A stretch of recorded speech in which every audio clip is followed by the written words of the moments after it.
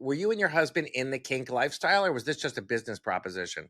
No, this is total, like out of desperation, pillow talk at night. What are we going to fucking do? Because we were broke.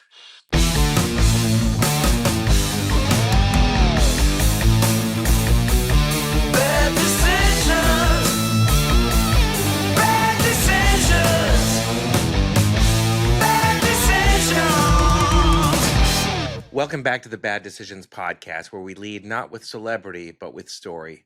My next guest is a fairly new friend with one heck of an interesting backstory. She grew up in the San Francisco Bay Area. Her father was an economics professor at Stanford. As a model, she became an overnight sensation doing an impromptu barefoot dance in a Gap commercial. I'll provide a link to that in the YouTube description field. Then she co-founded with her ex-husband Sanctum, the most notorious, exclusive, and star-studded sex club in the history of Hollywood. Oh, It was on the fourth Saturday of every month. that's right. She's the mother of two, she's the mother of two, a professional chef, and restarting her modeling career. Melissa Lee, welcome to the show. Thank you so much for having me on. Yeah, so I always like to start with origin stories a little bit. So tell me about your life growing up. You were a bit of a wild child, yes? I was definitely a wild child. But before that all happened, I moved around the country a lot. Like you said, my dad was an econ professor, and so we bounced around to different universities every 2 to 4 years. Lived in tons of states, new schools all the time, kind of learned to be a chameleon of sorts.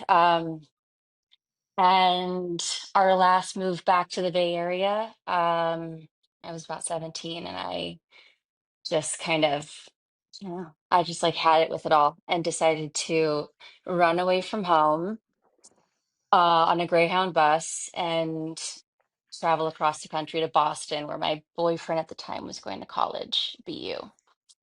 That bus ride was amazing on a lot of levels. Uh, can I be totally frank and honest? Nothing but, please. Um, so when I was packing my backpack to sneak out of my bedroom window and go to the Greyhound bus station in San Francisco, I packed like one change of clothes. I stole my mom's credit card from her wallet upstairs. I had like a sheet of LSD. I had like a Walkman, like a tape Walkman, because this is what, 95, 94, 95.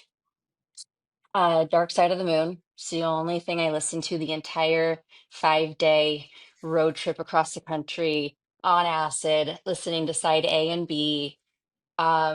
It's amazing nothing horrible happened to me on that trip. I sat next to amazing people getting on and off the bus at different, ports and stations and states. And it was amazing. It was a great experience, It was it like crazy and wild and out of control, yeah. But I look back on it with no regrets. And yeah, I mean from there I guess I raved a lot.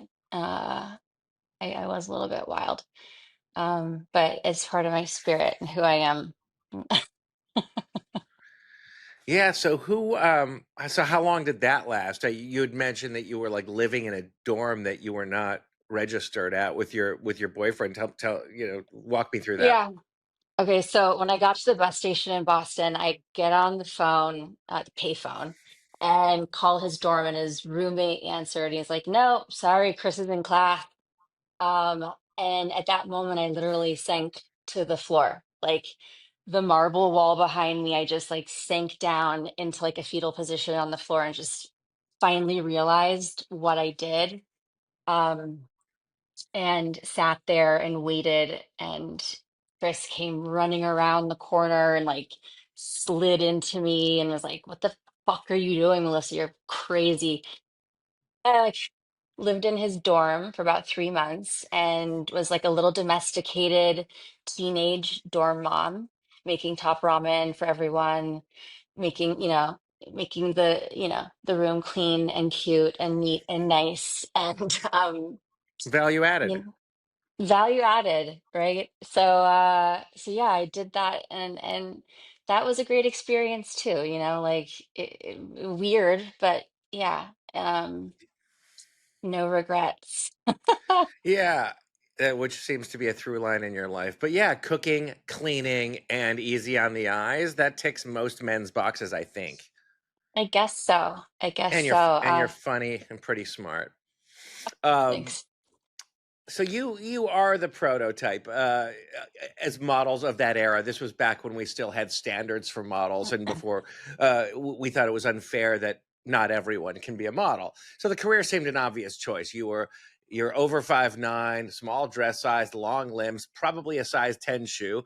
Was it you or your parents' idea to model? Oh, it's totally mine.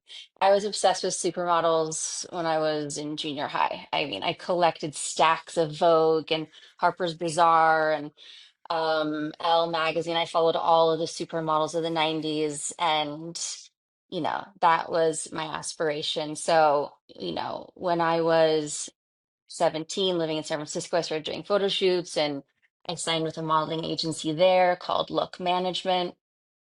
I Um, remember, look. and yeah, and then once I, graduated high school, finally, barely, um, I I signed with them, and they pretty much just sent me off to Milan. And I lived on Corso Sempione in Milan, and I was with Why Not in Milan. I And remember them. yeah, And basically, Club Hollywood, Max. Club Hollywood, man, some great, great nights there, some I debaucherous nights. Yeah, I raged pretty hard during Milan Fashion Week for about 4 years. Oh yeah, me too. Yeah, I went twice a year. I did that whole Milan, Paris, New York. I did Sydney, Australia, Miami, and I just did London, that probably. Yeah. circuit. I did that circuit for years and years, and it was so much fun. I mean, the girls that I met, my roommates, as catty as you think some models are, or like the stereotype, I actually met the greatest people, and they're still my friends to this day. Yeah, So and it's interesting because I've always I'm not intimidated by anyone. I'm not afraid to talk to anyone. Models are not my help. They are my collaborators, and I always say this is yeah, democracy, not a dictatorship. To the young ones, I'd be like, ignore all these people. It's you and me, artist and muse, just play. And they'd be yeah. like, well, what if I F it up? And I'd say, listen, we only have to look good for a 1/125th of a second in a 10-hour day. Just play. In Let a me one do the shot. rest. Let me take the wheel. And then, and because I had access to such beautiful women, and I know a lot of wealthy people, everyone would just try to come to me as their pimp or their whisperer. And I would say, listen, fellas, these girls are not impressed by you. They may be 10 to 15 years younger than us, but make no mistake, they are not impressed. They know all the CEOs, they've commandeered all the jets. You're not going to impress them. So just be a good human being. But these are elite people. They cannot be bought. They've traveled more than you. They have more passport stamps than you. They know everyone. They've been everywhere. You being the CEO of another F100 company, nobody gives a F. Yeah, true. Facts. And I if mean, you want those kind, you can get rentals. But these are thoroughbreds. These are not donkeys racing in the Kentucky Derby.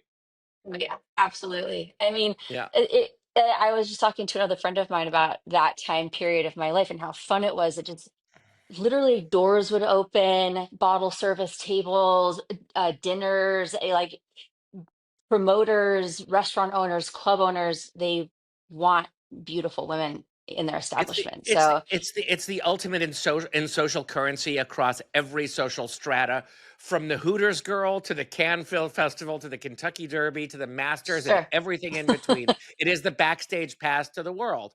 Yeah, So and these women were friends of mine, so I was not a threat, and but I'd look after them, and we would travel the world and go nuts and have the best time. And those were I some really, know. really good years.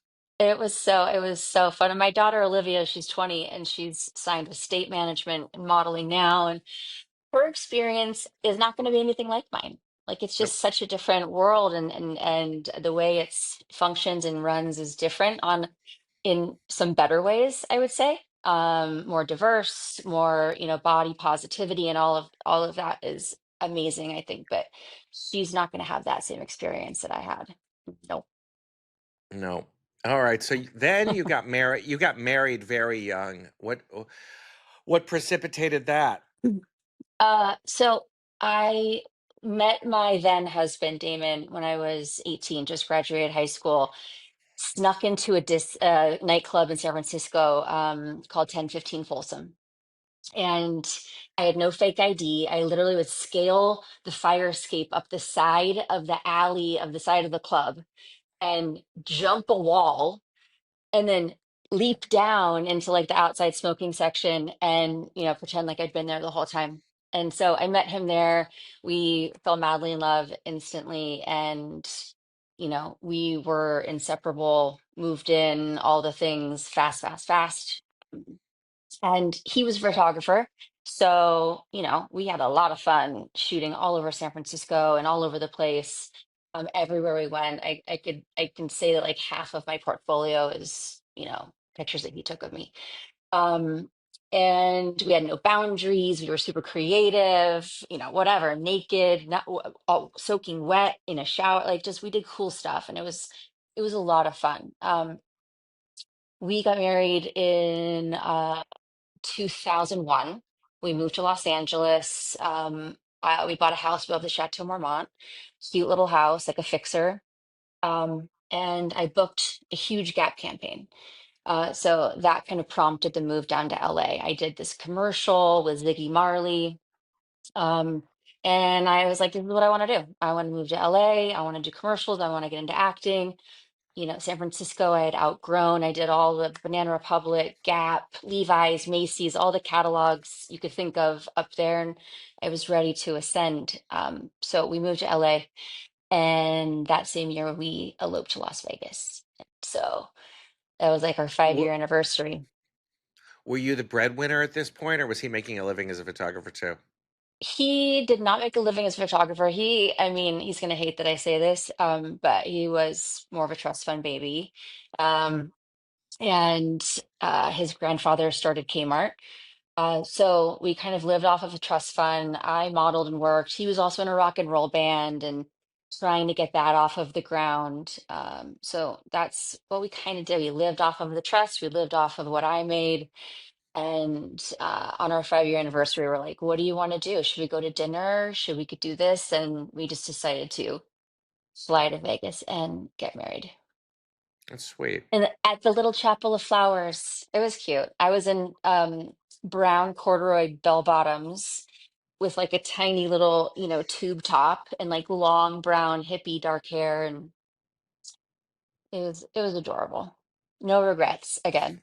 Yeah, I did one Vegas wedding where I was the only guest, the best man, the witness, and the photographer.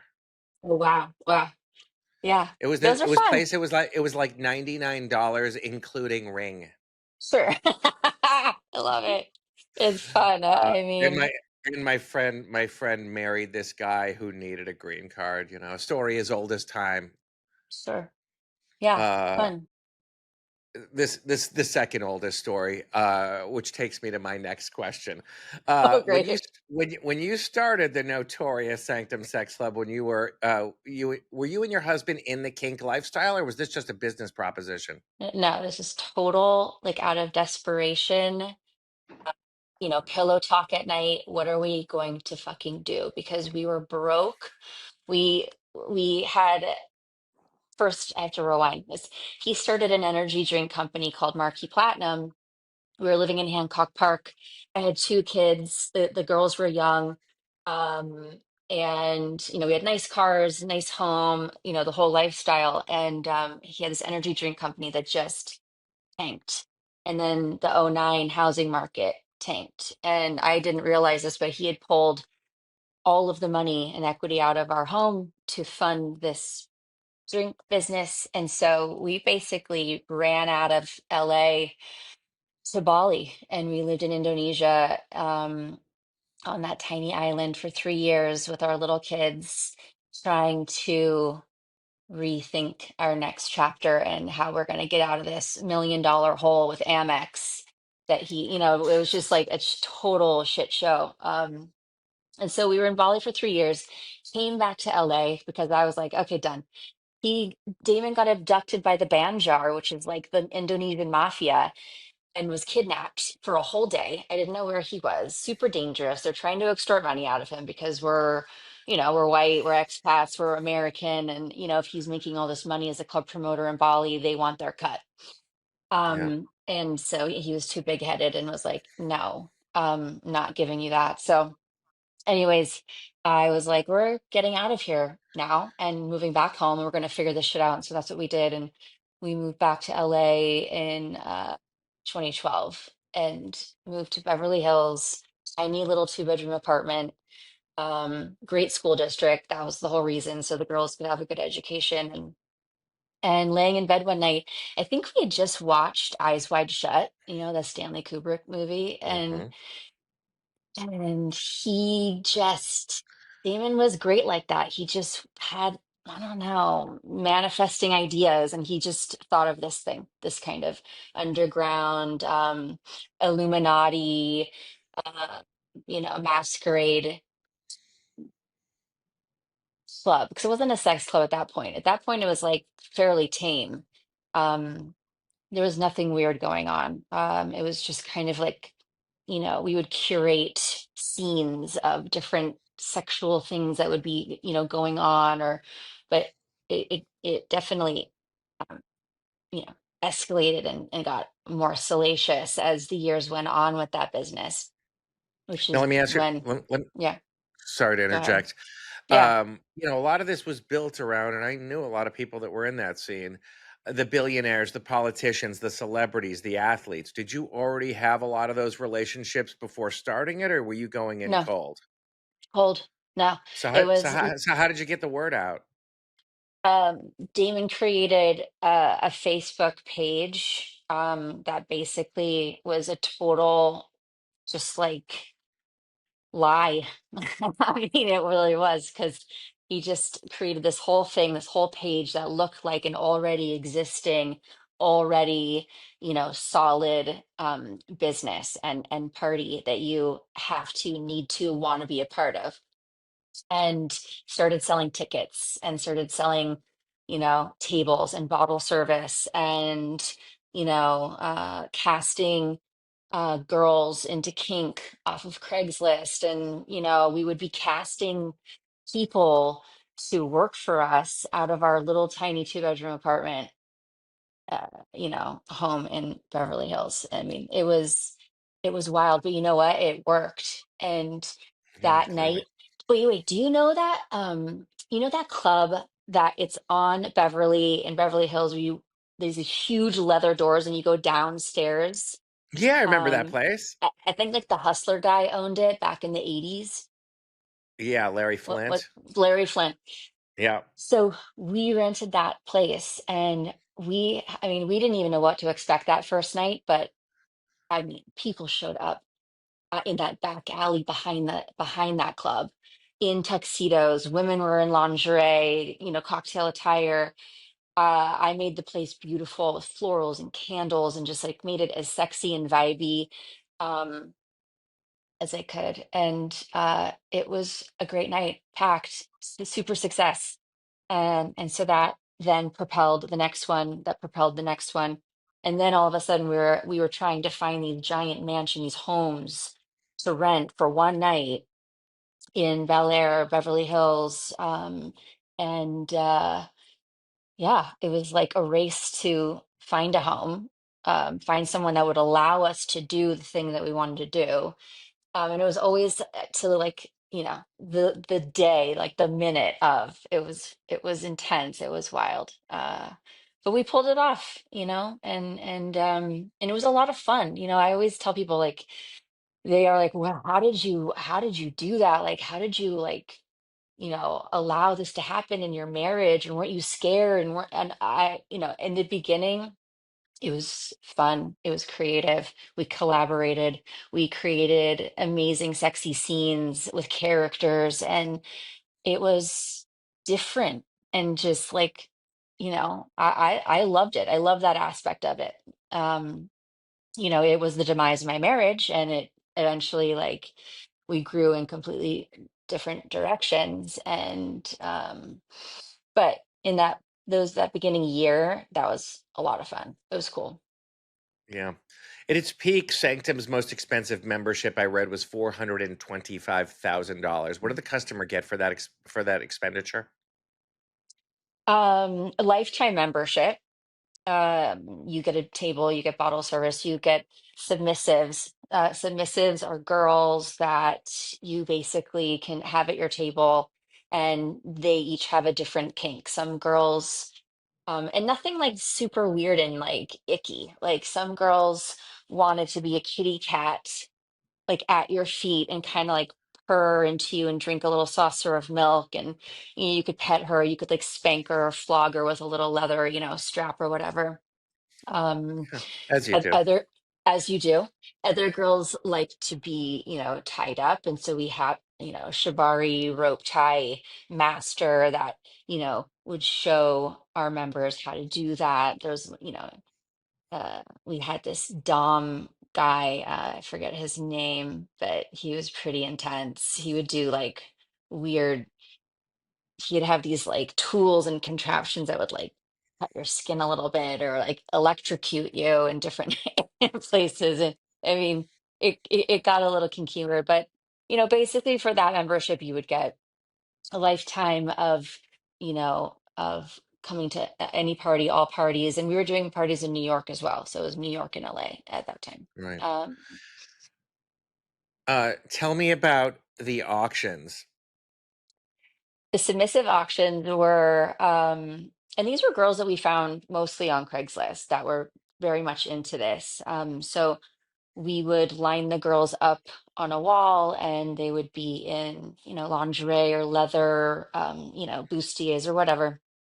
They would have a number, and the members or the patrons, because you could go to Sanctum and not be a member. You could just pay to go. Yeah. So you would get a paddle, like you would be at Sotheby's, and we would do the bidding of different girls, and you would raise your paddle, and the highest bidder would win. I emceed a couple of those a few times, which Meaning you were the auctioneer? yeah, yeah. What was the highest price for a female submissive ever commanded at Sanctum? My God, I don't think I remember. Um, Over 10,000? yeah, yeah. Yes, definitely. I can't remember accurately though. It And was, what was the implied agreement upon that auction completion? We can all guess, but I mean, there was no sex happening at the club, although people would, couples would go off into weird corners or rooms or bathrooms, and it there were a lot of voyeurs that would come, and I think a lot of couples would come to spice up their marriage, and would want to watch certain scenes, and sexual reenactments, whatever, and then they would get, hot and horny or whatever. But with the submissives that were auctioned, you basically just had that girl by your side all night, and you could tell her what to do. And um, there were obviously safe words, there were, rules, boundaries, and she would state all of those.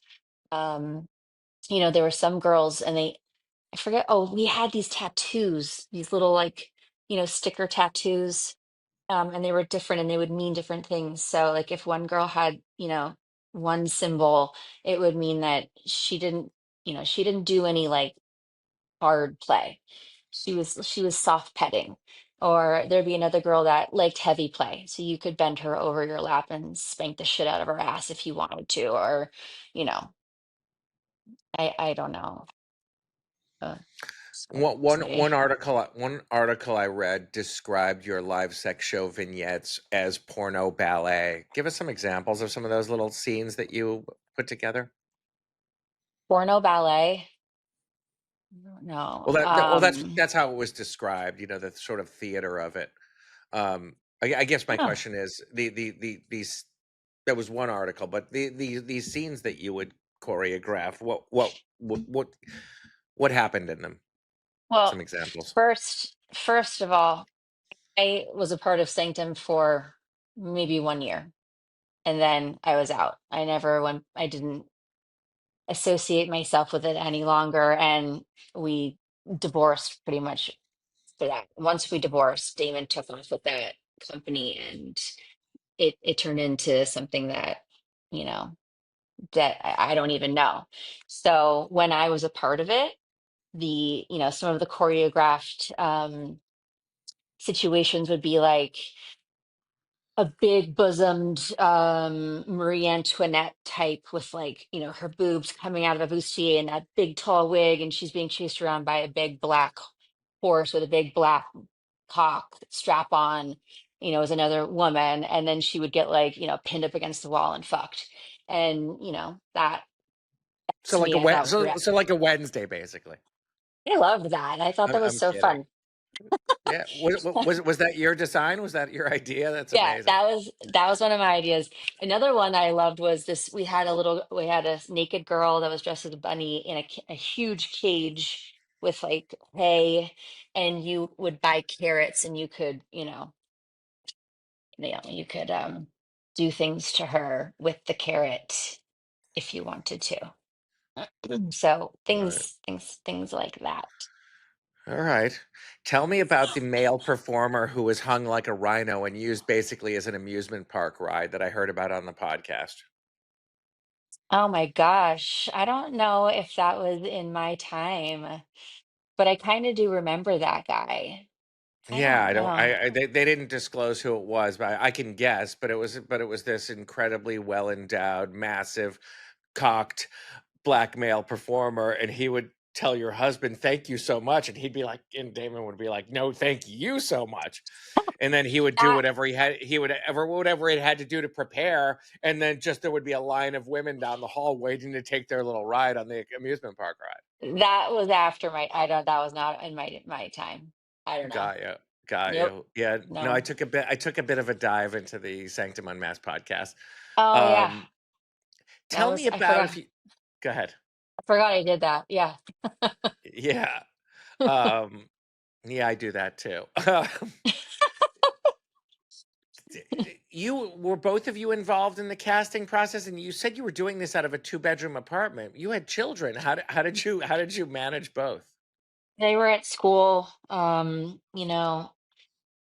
Damon would go and meet them some at different places or cafes, hotels. I don't know. Like, Right, right. it was definitely a weird juggle because I was stay-at-home mom and responsible for pretty much Yeah, taking care of the kids and everything that they, needed. So, my involvement in that club was on the night, once a month. I would help, but for the most part, he pretty much managed all of that. And then when we y- divorced, he just took it and ran. yeah, and ran he did. And Uh, ran he did. how did Sanctum affect your relationships in the Beverly Hills community? You have two kids in school, you're knowing other parents. How did you interface with the Beverly Hills crowd? Like, did everyone know what you guys did for a living?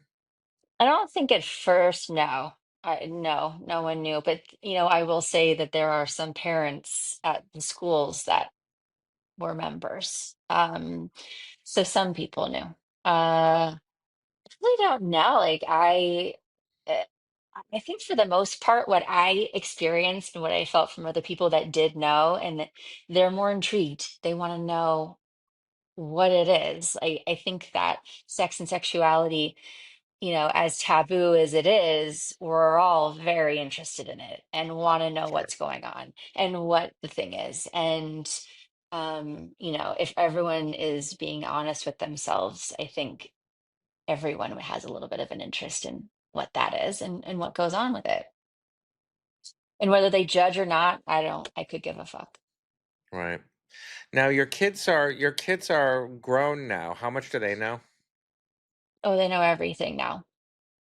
Okay. Yeah, I think they're pretty much, I'm assuming, the internet's right there, and they're 20 and 17 now, so they Yeah, they know that's a old lot. enough to know. Yeah. Yeah, but I tried to shield it from them for as long as I could. Um Yeah, it was a rough time. It was sketchy a little bit. Mm. Yeah, and you mentioned to me the last time we saw each other that despite bringing in a massive windfall of cash every month, that you were spending it as fast as you were making it on production. Oh, sure. We're just was this aspirational to grow into like something bigger, or were both of you really bad at managing money? Yeah, probably both. Um, Production was high. I mean, we hired amazing creative people to come in and we what was her name? Natasha. Oh Natasha yeah. worked for Cirque du Soleil. Like she Mhm. did all of their, costuming and casting and choreography. And so, we hired her and had her for a while. And um, Kaya and Karina, they were another couple that were just out there and did cool stuff. And then the homes that we rented were not cheap. The overhead would be like bar, staffing, valet, like it just it It goes all fast. Yeah. it goes really fast. Costuming, all of those floggers and leather straps and all those things. It's just it all costs a lot. But I think inevitably we wanted to grow it to something that was scalable. That's, I think, why we started to do parties in New York, see if possibly this could be something that could, you know, um, market all over the country and in different cities. And I think that was kind of the hope. Your ex-husband Damon Launer has said in interviews that Sanctum ruined his marriage and that he regrets ever doing it. How was that for you? Oh, yeah. I mean, it definitely was um, extremely painful, but like I have to take accountability. Like I allowed for a lot, and I, was a very accommodating, and so that's my fault. I allowed for a lot. I was very accommodating, and I just it went too far. Um, and so there were a lot of times when I'd be looking for him at a party. And oh, and by the way, I need to add, I was 4 years sober throughout this entire thing. So, like, Wow. I was like very, very clear-headed and still chose to venture into this business with him. He was not. So I would be looking all over the place for him because there'd be an issue or a problem or someone needed something. And, I would find him in rooms with different girls or submissives. And so it was, definitely uh, painful, considering we've been together 20 years and had two kids and had built a life and had been through so many ups and downs and high on the horse and like economic ebbs and flows like you wouldn't believe. But all Yeah. of those things and all of those years bonded us, in my opinion. But him and his ego and his just who he turned into with the power that he had with Sanctum, changed him, and I just wasn't interested in going in that direction any longer. So Yeah. I I remember being particularly sort of emotionally affected by this moment in the podcast where he was needling you to move into ethical non-monogamy, and you did not want it and you pushed it away for as long as you could, and then hmm you took a detour. um tell us that story if you would. yeah, so he would ask to open up our marriage all the time, and I would say no, absolutely not. It's gonna ruin us. And then one night at the dinner table, the girls had got left the table and like gone to the room to play or whatever. And I called his bluff in a way. I was like, okay, yeah, yeah, let's do it. That sounds great. Let's open up the marriage. You go do, whatever you want to do, and I'll go find a guy. and, go have my good time, just to see what he would say. Because I thought that if I had said, yeah, I'm gonna go fuck someone, that he would be like, okay, no, absolutely not. I don't want my wife, doing that. But he didn't. He was like, yeah, okay, great. So we planned it out. We had our nights that we were like, okay, you're gonna go. This is your night. He chose to, you know, have two porn stars and do whatever he did in a hotel room. And I was like, again, sober, going to the gym all the time, super healthy, and um, and asked a friend of mine who was a trainer at the gym if I like took him to lunch, and I was like, listen, I've got this question for you. I don't know, this is going to be weird, but I have this opportunity, and would you want to do this with me? Was Basically. it really for revenge, or was it something that had been on your mind anyway? Never was it on my mind. It's the furthest thing from my mind. I think, when you're a mom raising kids in a very, small home with very little means, and, your husband is building this thing that is like could either like collapse at any moment. I was like stressed continuously. Doing anything funky or weird that was the furthest thing from my mind. Just not even in my world. Um, but you know, nonetheless, if he's gonna do it, I'm gonna do it too. So that's what I did, and it was a great experience. It was one night, and it was nice, and we stayed friends. It wasn't anything weird. Um, But you old know, Damon didn't take it so well, did he? no, oh my gosh, when I got home that night, it like because he knew, we both knew the nights we were going, and everything was, on the table and transparent. So when I got home that night, he was like sitting up in bed, and he was like, so tell me everything. He wanted to know every single detail. He wanted to know like the size of his dick. He wanted to know if I, felt pleasure, anything and everything. And, you know, I didn't ask him a thing. I was just like, how was it? Was it great, baby? He was like, yep, great. And I'm like, cool. Don't need to know any details. But Yeah. he needed to know all the details. And and then wanted to have sex with me basically right away, almost like a dog Mark needing his to like turf. pee on that tree again. It was weird. It was so bizarre and weird. Looking back on it, I was out of my mind, but Alas. yeah, well, So I had Dr. Drew on the show a little while back, and ethical non-monogamy and polyamory came up, and I said, "Is this yeah. doable?" And his response was hilarious. He What did goes, I say? Scott, you've been in relationships, a lot of them. I know some of them." And I said, "Yeah, Drew." And he goes, Yeah, "Do you know how difficult it is to manage one person and get along? Now bring in a wild card variable and see how that goes." yeah. So, I don't agree with it. I don't. I maybe it does work for some people. I don't. It wouldn't doesn't work for me. I can't do well, that. No. no, know thyself. Yeah. How did you recover after that breakup? That was brutal. It's when you're with someone for so long and have been through so much, and you're best friends and kind of attached at the hip and do everything together, it's like an umbilical cord that's like needs to be cut and severed, and it was extremely painful.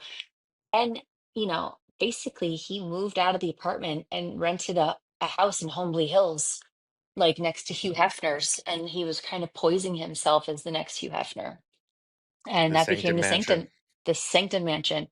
And I had the girls in this little apartment and just alone trying to figure it out while he is, bought himself like some crazy motorcycle. I think he had like an Aston Martin. He was just playing this role and this part, and living at the Sanctum Mansion. And there was a period of time um where he was wanting to get me back, and was remorseful, and I entertained it, and I moved into the Sanctum Mansion with him, with the girls, thinking we were going to have some happy, family life, and gave it another chance. But when he was in the shower one day, I was looking at his phone and the phone was just dinging, dinging, dinging. And I saw all of these like text messages from different girls. And then the switch was just like, okay, I'm being foolish. So that was the end of that. I did a 2-day ayahuasca like retreat ceremony to try to sever that cord. And that experience was wonderful, but did not tackle that at all. It tackled a whole different part of my childhood and my past. But yeah, it was really hard. Um, I think Yeah. it's still weird now, because we share children. So there has to be some communication on some level, even though I'm not talking to him at all right now. But it's weird. It's definitely odd. Yeah, I've always felt that two people should not be alike in a relationship, that there has to be yin and yang energy. And I feel like one has to be a balancing wheel. Yeah. Um, so and it seems from what I've read, and tell me if it's not, it seems that you found that after Damon and your neighbor, real estate guy, Billy Rose, was Mhm. he a balancing wheel? Was he a force of calm for you, where Damon and stability, where Damon was not? Absolutely. Oh God, like a breath of fresh air. And, because Billy was our neighbor when we had our house above the chateau, he was our friend and we would hang out and go to parties and have dinner parties. Um, and so, when I ran into Billy at Wally's in Beverly Hills, and Damon and I had been separated like 2 months. Um, it was really nice to just have someone in front of me that like knew me and that I knew. And, we hung out that night and talked. And funny enough, our exes, we were both going through divorces, and we both had 2 kids, and our lives kind of paralleled in a way. And we just connected and related on a lot in regards to that. And how long did that last? We were together 7 years, married for Good. 4. It's a pretty Yeah. good run for LA, I say. I guess so. That might be the second longest relation, or third behind the Reagans and the Wassermans, longest marriage in Los Angeles history. You really? It's a joke, but like I read recently that the divorce rate nationally is about 58, 59%. Oh yeah, it's uh definitely gone up. Yeah. Failure, and I believe probably a third of those are there for either they stay in it for either religious reasons or financial reasons, and it's a tricky proposition. Yeah. um I kind of like the Kurt Russell and Goldie Hawn move. Like, let's just I have an do agreement to too. be together every day. Let's have it be a choice. I do And too. I've had plenty of dates saying people, the vast majority of my life, even though this show's about you, the vast majority of my adult life has been in long-term relationships. I've just never seen a reason to involve lawyers or the state in my relationships. We should be together for as long as we want to be together. And then if it doesn't go Yeah. out, if it doesn't work out, it doesn't work out. And, you know, and I'm friends with most of my exes, all but one. I'm friends with all of my exes except It's for a good Billy. sign. It's a good He sign. fucking he, he Okay, hates go me. on. But I agree with you. Like I don't see myself marrying again. I don't think it's for me personally, was I felt very lonely in both of my marriages. I felt alone. I felt like a one-man band. I um didn't receive, the kind of affection, attention, love, adoration, like any of those things. So, at a certain point, I was just starving and suffocating all at the same time. And I just know myself now better than ever. I'm 47. I've done this deal for long enough to know that, my independence, my autonomy, um, calling my own shots, and making my own money is, really what is fulfilling to me. And And I just don't want to answer to anybody. I really don't. Fair. Um, tell me about you. You were a chef for a while. Tell me about that.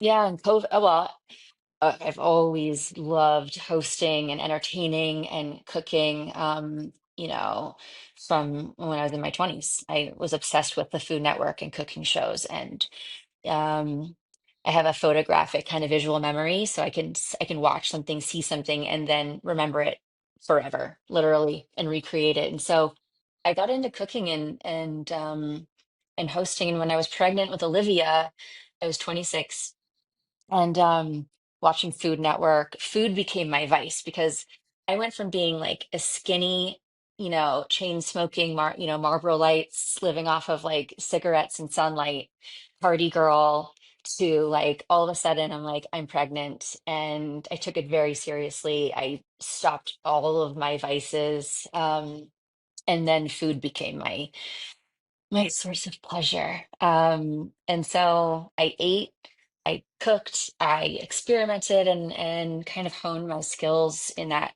regard as just like a home chef. Um, in COVID, I, I was living with Billy. We were married. We have this huge blended family. He had two kids. I had two kids. They're all the same age. We were like a Brady Bunch. And I moved into his home, and he had this big, beautiful kitchen with cool orange cupboards and kind of mid-century modern. And I just decided, kind of like off of the rest of the world, to document my cooking in my kitchen. And that's what I did. And I created Taste of Melrose.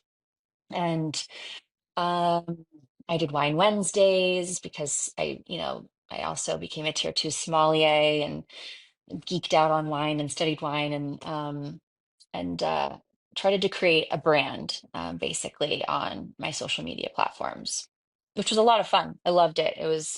I did the production, I did the cooking, I did a lot of different jobs in creating that brand. Yeah. I am, by the way, looking forward to doing our photo shoot and be playing a small part in sculpting the rebirth of your modeling career because I think you're going to do extraordinarily well with it. I'm so Um, excited too. Yeah. yeah. So here we are. So you've seen a few mountaintops in your life. You've seen all the glamour, the fame, the money. What moves you now, and what would you like to ride off into the sunset doing? It's God, still kind of the same things. Like you said, I'm emerging back into the modeling world.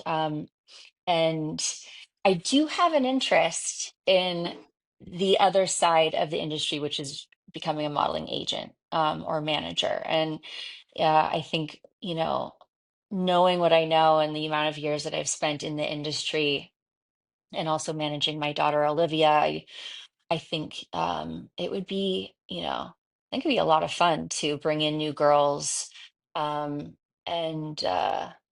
kind of guide them.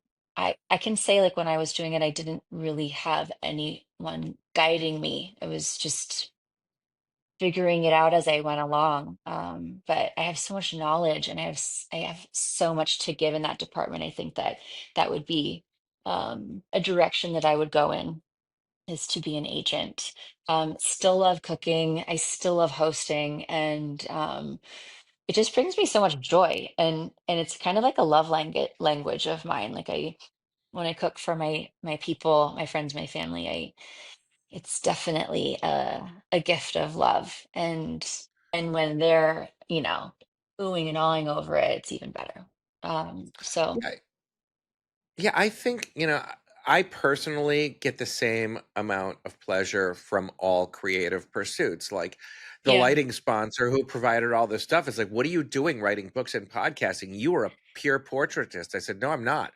I am a pure creative. And then they get all angry. And then Yeah. my new, hopefully future publisher is like, Scott, you're not going to be doing any more photography. You're done with that, I hope.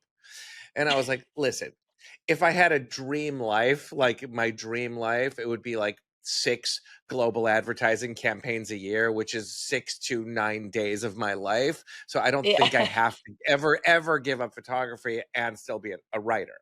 Right. Stephen King Yeah. only writes 7 pages a day, and he's the most prolific best-selling author in American history. So I think Yeah. and I like cooking, and I like drawing, and I like writing, and I like taking pictures, and if I've learned anything in this life, it's doing something, having someone appreciate you for it, and making a few dollars along the way. That's what makes me happy. Like you, I've flown private, I've been on yachts. Like, money isn't enough for me. Looks is not enough for me. There was a time in my life where anyone who looked like you with 2 legs and an IMG book was my girlfriend, and that's not enough for me either. And my ride off into the sunset wish is I just want my best friend and the person I sleep with and the person I go to dinner with to be the same person. I don't think it's that big of a lift. Yeah, no, I've definitely Shouldn't be. reached a point in my life now is a lot simpler. My house burned in the Malibu fire, so I've had to completely rethink a lot of different things. I was also creating a bistro on wheels called Copious, which was kind of a supper club on wheels. And that, like that lends to that creative side of me that when I was creating Sanctum, like I love the aspect of entertainment, being in an establishment that is sexy and well lit and has a little sensuality, as well as being fed gorgeous food. I was creating this whole thing out in Malibu. So it kind of all went up in smoke 3 months ago, and I may still tackle that again. That was a big thing I was tackling, and but it's definitely creative, and that's something that's important to me, always staying creative. And yeah, I love my friends and my family so much too. Like if I could just go to dinners, go to dinner parties and host or just hang out or, go to Cabo every once in a while, I'm fucking happy. Yeah, I have people reach out to me all the time, and they're like, "How's everybody doing? Is everyone sort of like recovered from the fires?" And I said, Mm. No. I said, I don't No. think any of us have even recovered from COVID yet. No, no. I think we're just so used to trauma right now. We just kind of Yeah, keep going, because sometimes, usually in a daze, but we just kind of keep going. Tell me that's what about I'm that. doing. Was it January 7th? What that did, January what 7th. that did to you. Yeah. You were not super well insured, you said, and you lost everything. What was that like? Yeah. So I was renting this really cute 3 bedroom, bungalow in Las Flores Canyon, and I had a girlfriend living with me. It was one of my best friends and my daughter, and it was like a cute little sorority and such a lovely little home. All of my belongings, everything that has followed me around across the globe, um, that I've had for 30 plus years, gone. So it was, the loss of the home. It was more like the loss of like the memories and the things that I've been holding on to for so long, paintings and black and white photography that I've collected over the years and like cool stuff.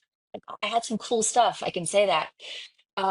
Yeah, just that's kind of what kills me.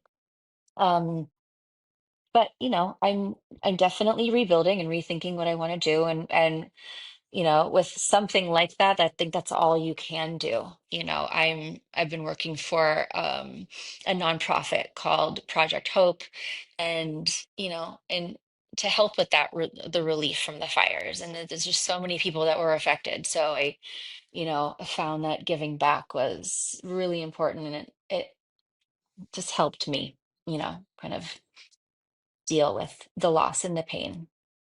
Yeah, being of service. Yeah. Well, you, my friend, are a wonderful storyteller, and I want to thank you so much for coming on the show. Thank you for having me. That was so fun. I loved it. It was great. Talking to you is like working with a great model. I don't have to give any direction. I just press the button and get out of your way. Well, when we shoot next week, I think that we're gonna create some cool stuff. Yeah, I'm not worried about it. I think it's going to be great. Yeah. Melissa Lee, thank you for being here. Thank you so much for having me.